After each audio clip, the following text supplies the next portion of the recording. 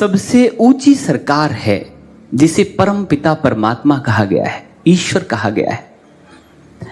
उसने भी कुछ आध्यात्मिक नियम बनाए हैं, रूल्स रेगुलेशंस बनाए हैं, दिशा निर्देश दिए हैं जनमानस के लिए। क्या हम उनका चिंतन और मनन कर पाते हैं?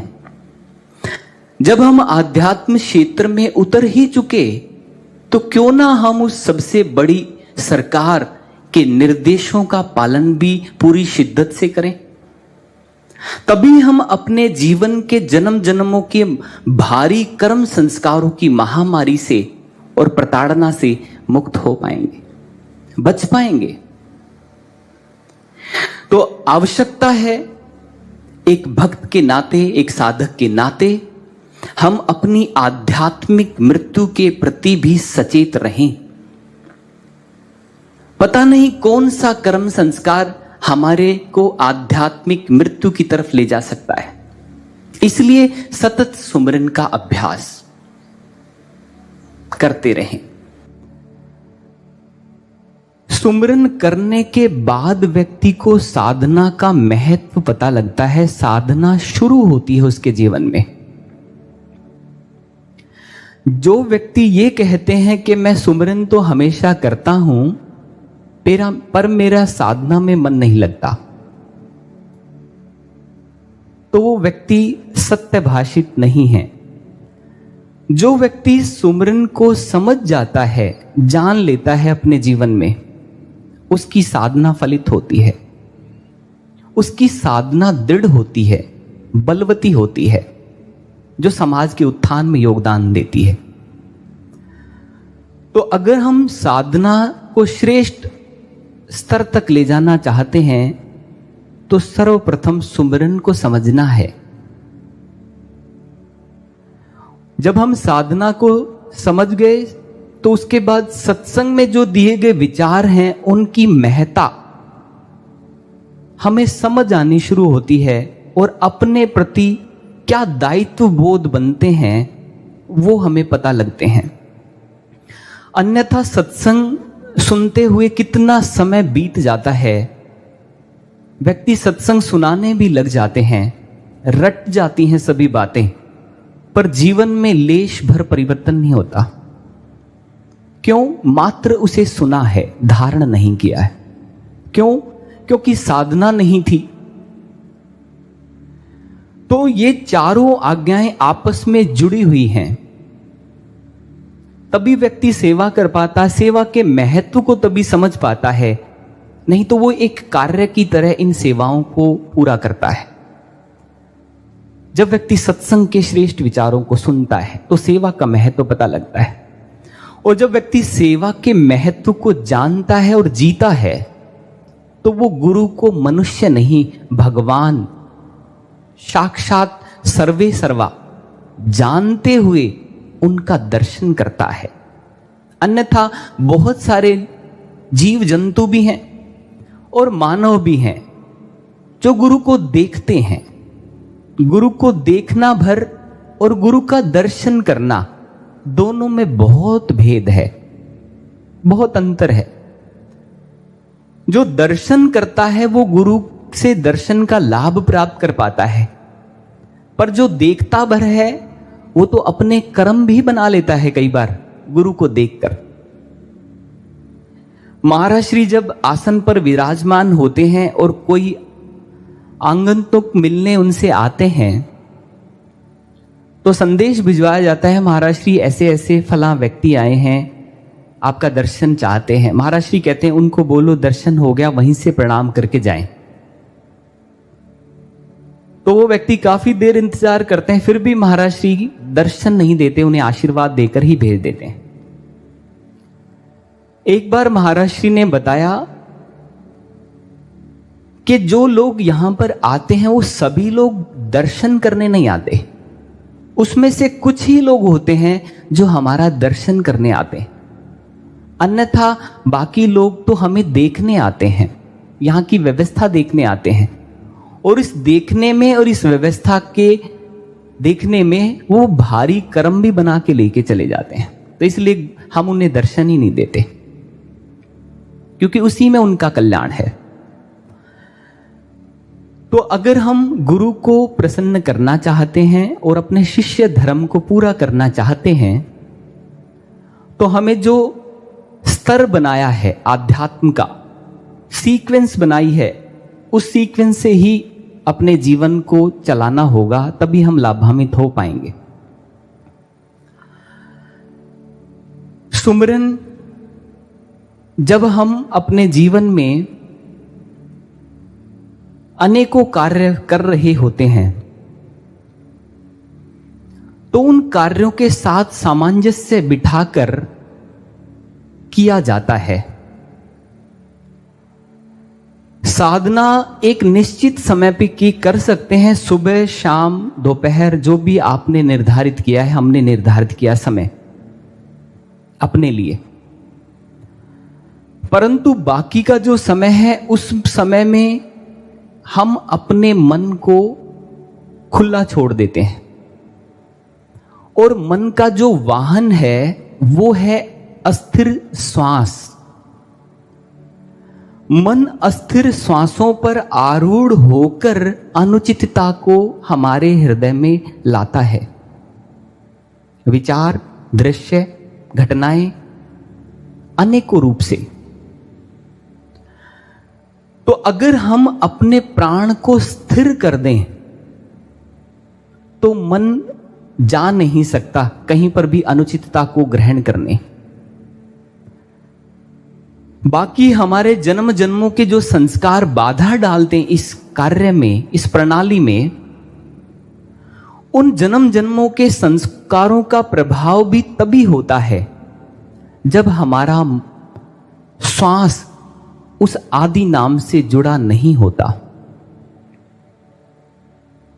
तो इसीलिए संत महापुरुष कहते हैं, आठों पहर उसका ध्यान किया जाता है।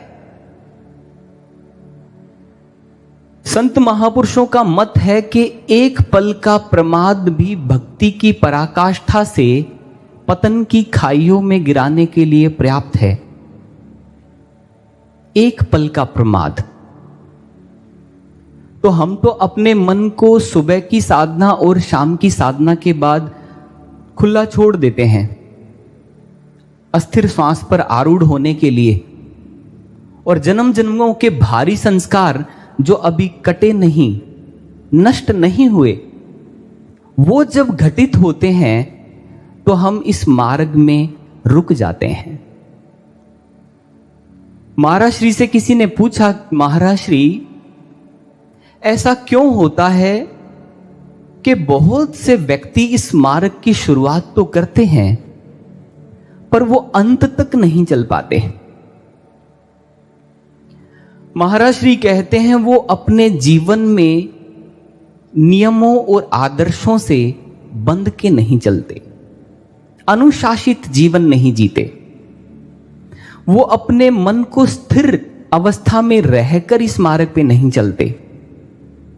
इस वजह से उनका पतन हो जाता है। भगवान श्री कृष्ण भी भगवत गीता में कहते हैं, इस ब्रह्म ज्ञान को हजारों लोग प्राप्त करेंगे, कुछ ही इसे समझ पाएंगे, कुछ चलेंगे, और अंत तक बहुत कम ही लोग पहुंचते हैं।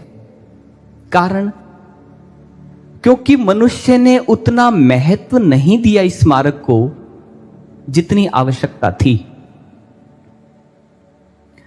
तो हम ऐसी भूल ना करें। बुद्धिमान व्यक्ति वो नहीं होता जो स्वयं की गलतियों से सीखता है। बुद्धिमान व्यक्ति उसे कहते हैं जो दूसरे की गलतियों से भी सीख लेता है और आगे बढ़ता है।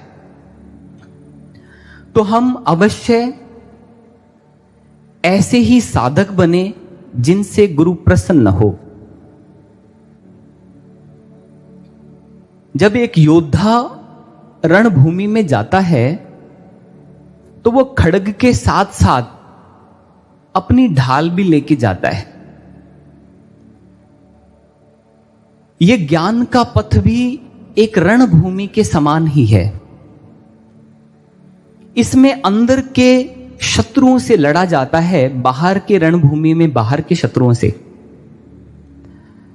अब इस रणभूमि में ढाल लेनी है सुमरन की, और ज्ञान खड़ग से चलते जाना है। उतरे हो मन से लड़ने को, बस त्रुटि यही एक कर डाली। जब हम कहते हैं कि साधना खड़ग का कार्य करती है और सुमरन ढाल का, तो इससे अभिप्राय है कि एक भक्त जब धर्म के मार्ग पर चलता है, भक्ति के मार्ग पे चलता है, तो उसके जन्म जन्मों के जो संस्कार हैं, जो उसकी वृत्तियां हैं, जो उसका स्वभाव है, वो साधना रूपी खड़ग से विनष्ट होता है, नष्ट होता है, खत्म होता है। पर वही भक्त जब अपने जीवन में जीवन शैली को जीते हुए अपने आसपास के वातावरण से, व्यक्तियों से, परिस्थितियों से संपर्क में आता है, तो उनके संपर्क में आके नए कर्म संस्कार ना बना बैठे वो, इसके लिए सुमरन की आवश्यकता है, सुमरन रूपी ढाल की आवश्यकता है। जब हम सतत सुमरन करते हैं तो हम नए कर्म संस्कार बनाने से बच जाते हैं। इसी वजह से हमें सुमरन का सतत अभ्यास करना चाहिए, ताकि हम अपने लक्ष्य तक पहुंच पाएं, अपनी मंजिल तक पहुंच पाएं। इसीलिए कहा गया, a man know by the company he keeps. मनुष्य की प्रवृत्ति क्या है, मनुष्य का स्वभाव क्या है, वो किस वृत्तियों का है, ये कैसे पता लगता है, वो कैसे वातावरण में रमता है, कैसे लोगों के संपर्क में रहता है, उसके संपर्क वाले लोग कैसे हैं, इन सभी से व्यक्ति की मूल प्रवृत्ति, मूल स्वभाव का पता लगता है। तो सुमरन हमें इन सभी से बचाता है, रक्षा कवच बनता है। इसीलिए सतत सुमरन का अभ्यास करना चाहिए, ताकि आसपास के वातावरण, नकारात्मकता, अनुचित व्यक्ति हमारे जीवन में नए कर्म संस्कार ना बना दें, हम उनसे बच पाएं और हम अपनी संगत को, अपने आसपास की स्थिति को संभाल पाएं। इसी वजह से कहा गया कि निरंतर सुमरन किया जाए। जब ब्रह्म ज्ञान की दीक्षा हमें प्रदान की गई तो हमें कहा गया था कि निरंतर सुमरन करना है।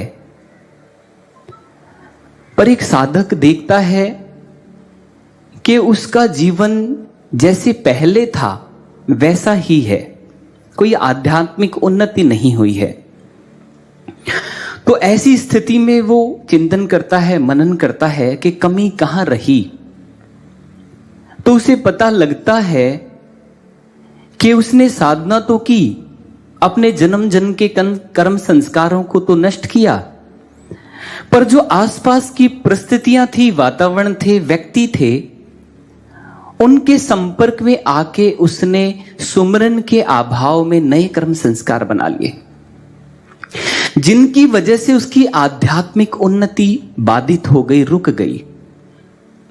इसी वजह से हमें कहा गया कि निरंतर सुमरन का अभ्यास करते रहना है, ताकि हम नए कर्म संस्कारों से बच जाएं। अगर हम उस क्षण से सुमरन का अभ्यास नहीं कर पाए तो उसके लिए क्षमा याचना, हे गुरुदेव हमें क्षमा करना। अब से क्यों ना शुरू किया जाए, तब नहीं तो अब क्यों नहीं, तो अभी से शुरू किया जाए कि मैं हर क्षण सतत सुमरन का अभ्यास करूंगा। हे महाराज श्री मुझे ऐसी शक्ति देना, ऐसा बल देना। अगर हम इस मार्ग पे उतर चुके हैं और मन के विरुद्ध युद्ध छेड़ चुके हैं, तो हमें सुमरन सतत करते हुए एक विजय योद्धा बन जाना है। महाराज श्री भी कहते हैं, चोट के भय से, गिरने के डर से कहीं रुक मत जाना, क्योंकि मैं तुम्हें विजय योद्धा बनाना चाहता हूं। तो वो तभी संभव होगा जब हम निरंतर सुमिरन का अभ्यास करें। तो हमारे जीवन की जो भी बाधाएं हैं, हमारे जन्म जन्मों के जो भारी संस्कार हैं, वो हमें रोक नहीं पाएंगे, हम आगे बढ़ जाएंगे। जब हम ये अभ्यास कर रहे होते हैं सुमिरन का, तो हम स्थिर भाव से कभी भी सुमिरन का अभ्यास नहीं करने की वजह से सुमिरन को समझ नहीं पाते। हम कुछ क्रियाओं के साथ, हम कुछ कार्यों के साथ सुमिरन का अभ्यास करने लगते हैं प्रारंभिक अवस्था में। पर संत महापुरुष कहते हैं सुमिरन इतना सूक्ष्म है कि या तो आप कार्य ही कर पाओगे प्रारंभिक अवस्था में, या सुमिरन ही कर पाओगे। तो इसलिए संतों का मत है कि सुमिरन को एकांत में बैठकर समझा जाए कि ये सुमिरन हमारे शरीर में क्या क्या परिवर्तन लाता है। जब हम इसको धारण करते हैं, आदि नाम के साथ जोड़ते हैं अपने प्राणों को, उच्छ्वास और निश्वास को, तो हमारे शरीर में क्या परिवर्तन आते हैं।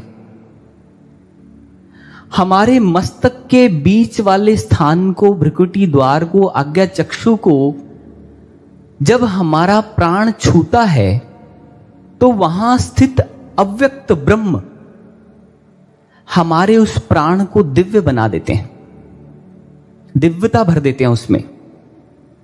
और वो प्राण जितना समय यहां पर रहता है, उस दिव्यता से सराबोर रहता है। दोबारा से फिर उस सुमिरन को हम ग्रहण करते हैं, तो इस ऐसे ऐसे आने और जाने से एक घर्षण उत्पन्न होता है। हमारे शरीर की मुख्य नाड़ियों में से एक नाड़ी, जिसे सुषुम्ना नाड़ी कहा जाता है, ईड़ा, पिंगला और सुषुम्ना। सुषुम्ना नाड़ी हमारे सभी चक्रों के मध्य से मूलाधार और ब्रह्मरंध्र तक जुड़ी हुई हैं।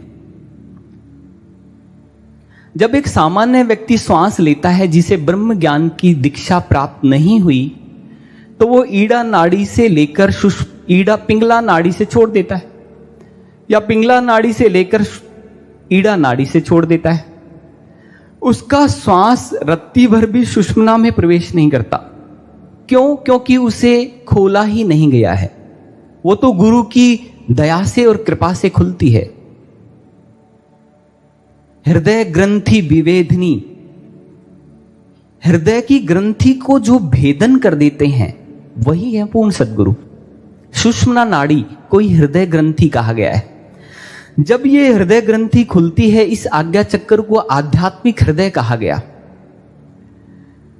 तो हमारे सभी चक्रों के मध्य से ये सुषुम्ना नाड़ी गई हुई है, और जैसे ही हम प्राण को खींचते हैं, तो उसमें आदि नाम का स्पंदन हमारे सभी चक्रों में आने, उच्छ्वास और निश्वास के माध्यम से एक घर्षण उत्पन्न करता है।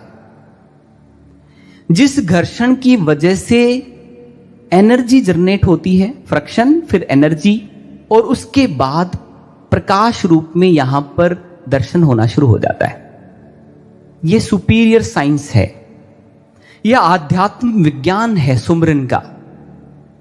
जब हम इसे गहनता से समझते हैं, तो उसके लिए हमें एकांत स्थान चाहिए प्रारंभिक अवस्था में।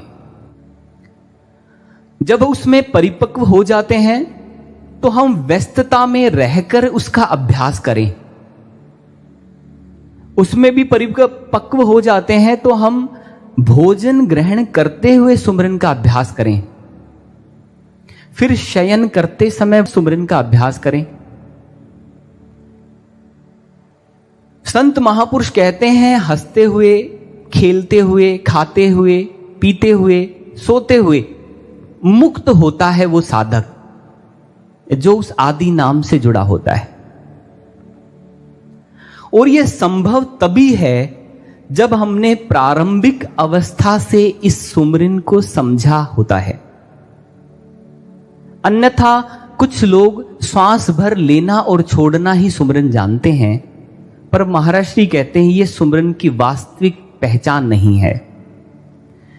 सुमरन एक शक्ति का नाम है, एक दिव्यता का नाम है,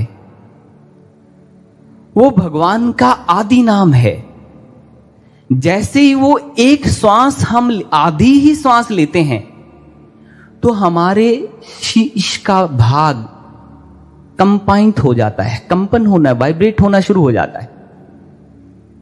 और जैसे ही उस आधे श्वास को छोड़ते हैं तो हमारा नाभि और मूलाधार चक्कर में एक वाइब्रेशन आती है, जिसको हमारा मन सहजता से स्वीकार करता है, उसके साथ जुड़ जाता है हमारा मन, और उससे जुड़कर वो दिव्य हो जाता है। ईड़ा पिंगला सुषमना तीना बसे एक ठाई, वेणी संगम तहां प्रयाग, मन मज्जन करे तिथाई।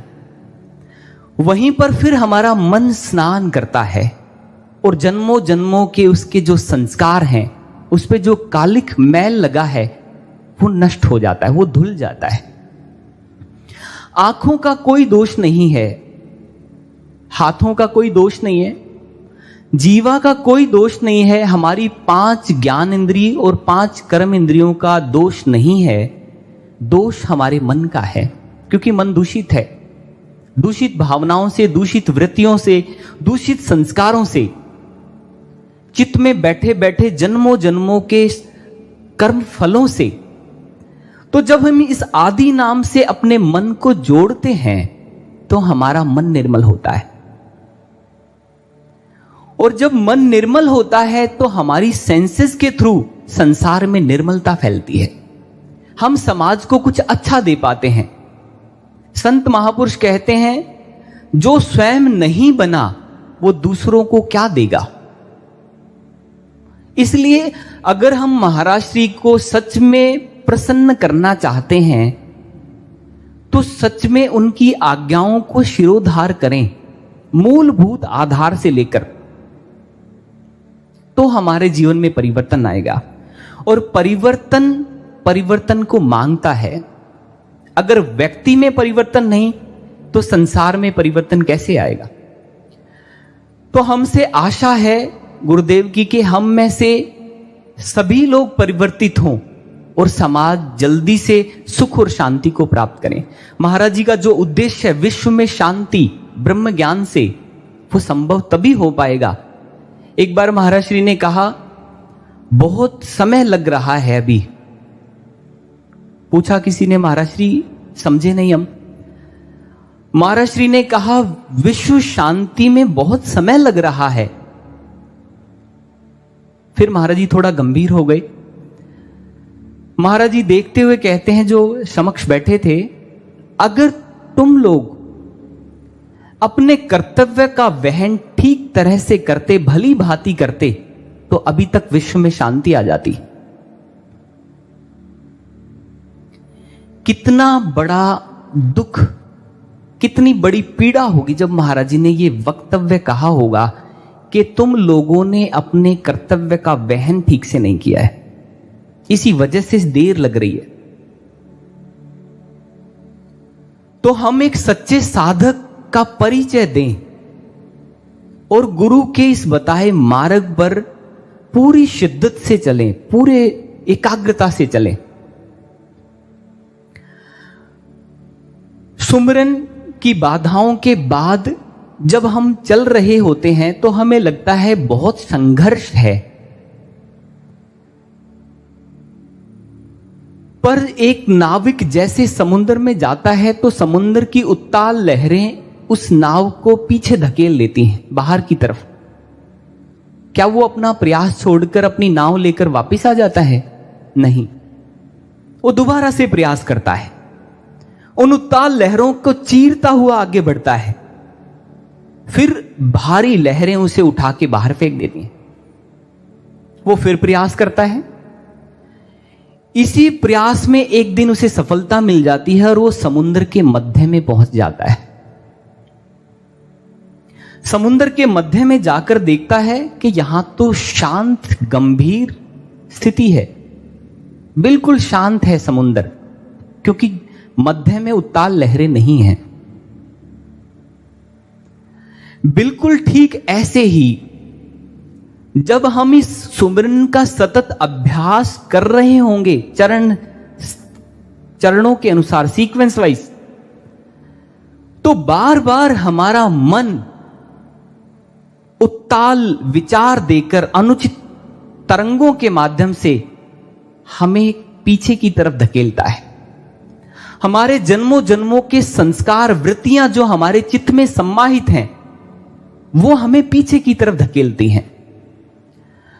पर एक सच्चा साधक जो गुरु से जुड़ा हुआ है, प्रार्थनारत है, प्रयासरत है, वो इन उत्ताल लहरों से चीर कर समुद्र के मध्य पहुंच जाता है और वहां जाकर उसे शांति है।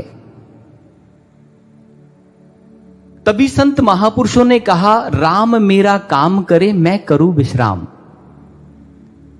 उस समय की घटना है वो, प्रारंभिक नहीं। प्रारंभ में तो जूझना पड़ेगा मन के साथ, विचारों के साथ, वृत्तियों के साथ, संस्कारों के साथ। जो तो हम इस जूझने में प्रार्थनारत रहे और सतत प्रयासरत रहे, तो हम इन कठिनाइयों को पार कर जाएंगे। तो हमें इस तरह से सुमिरन का अभ्यास करना चाहिए अपने जीवन में।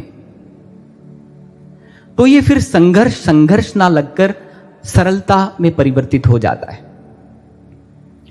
हम अपना कितना कीमती समय, अपना आकलन करें हम स्वयं का, हम कितना अपना कीमती समय व्यर्थ की बातों में, व्यर्थ की चर्चाओं में, व्यर्थ के कार्यों में गवा देते हैं। जिस एक श्वास की कीमत 3 लोक कहा गया, श्वासा वृथा जात है 3 लोक का मोल।